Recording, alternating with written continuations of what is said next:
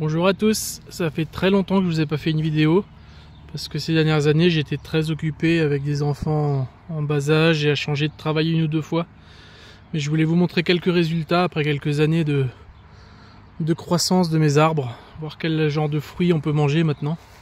Donc ça c'est un mûrier et plein de petites mûres bien noires, bien sucrées.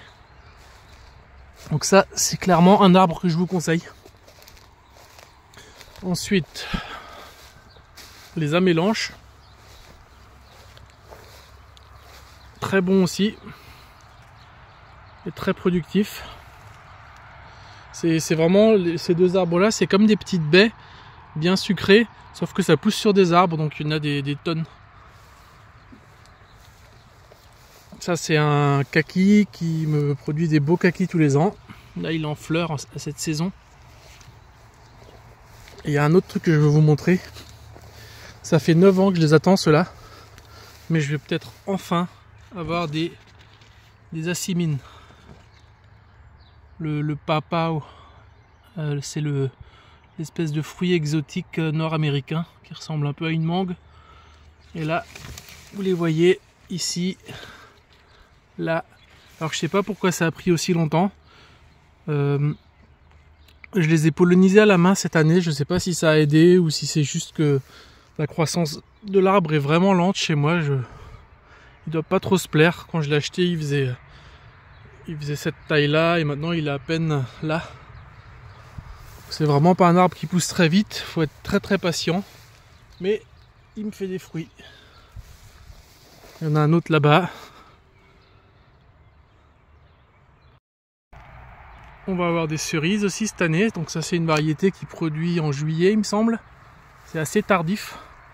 Et là en face vous voyez encore un amélanchier.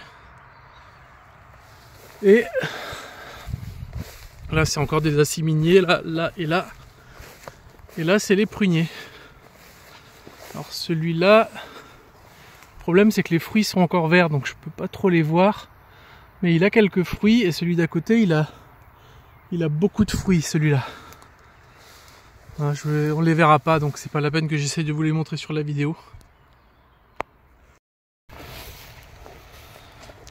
Le poivre du Sichuan, beaucoup trop productif.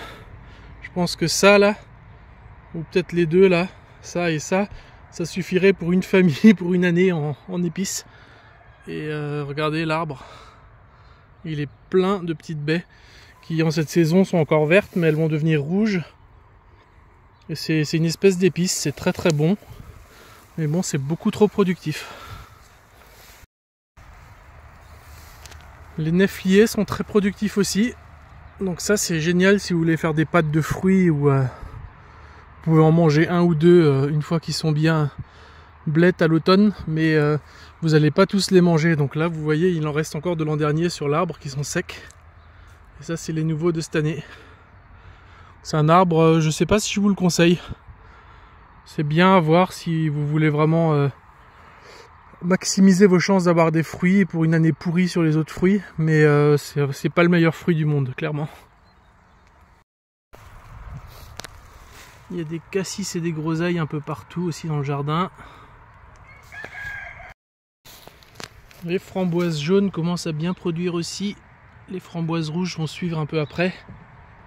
Là au-dessus c'est un pommier, un jeune pommier greffé qui pour la première fois me fait beaucoup de fruits cette année. J'en ai plusieurs des pommiers. Donc là c'est encore un mûrier avec des fruits un peu plus gros, mais l'arbre plus petit, c'est un mûrier nain. Voilà. À côté mon pêcher qui me donne ses premières pêches cette année.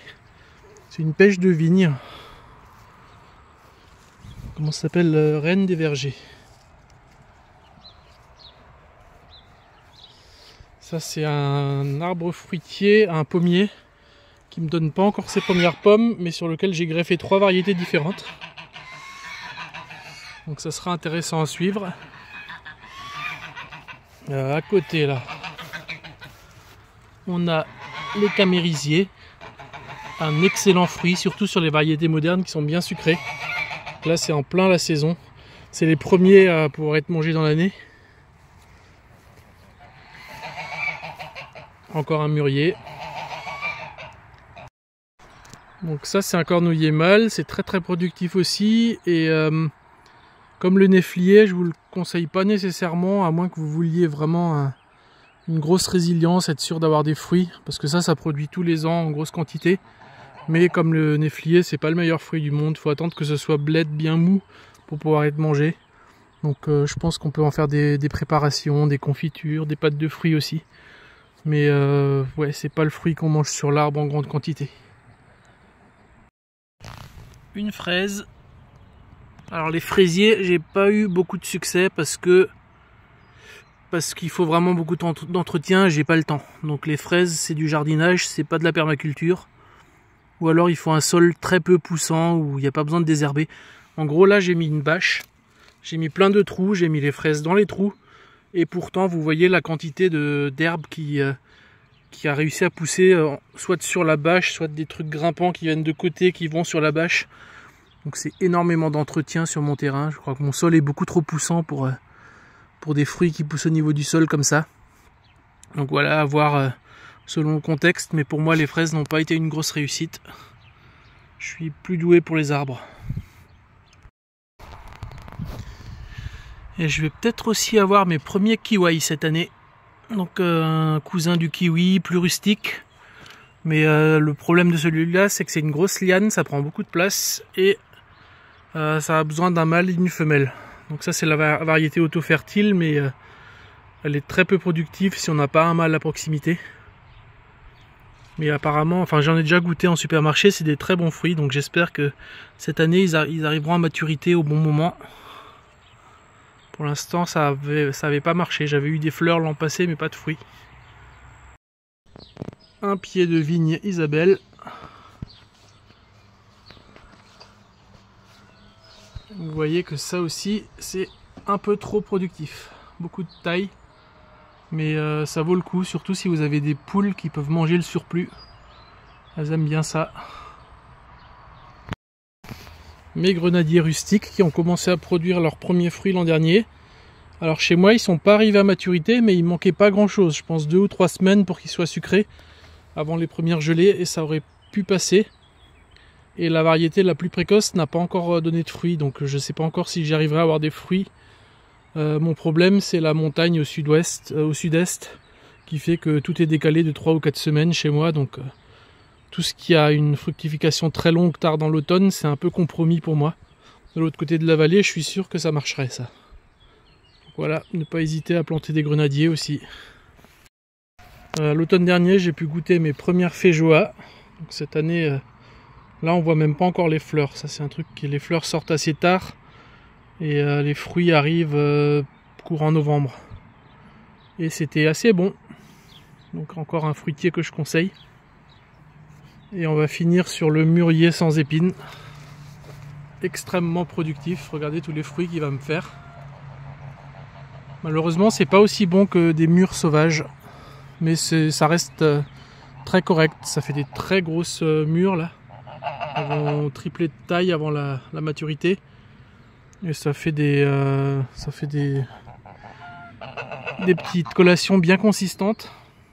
Mais c'est pas aussi sucré, pas aussi savoureux qu'une mûre sauvage. Mais c'est génial quoi. Ça ressemble vraiment pas à une ronce. C'est des tiges très lisses. Voilà. J'espère que cette vidéo vous intéressera un peu.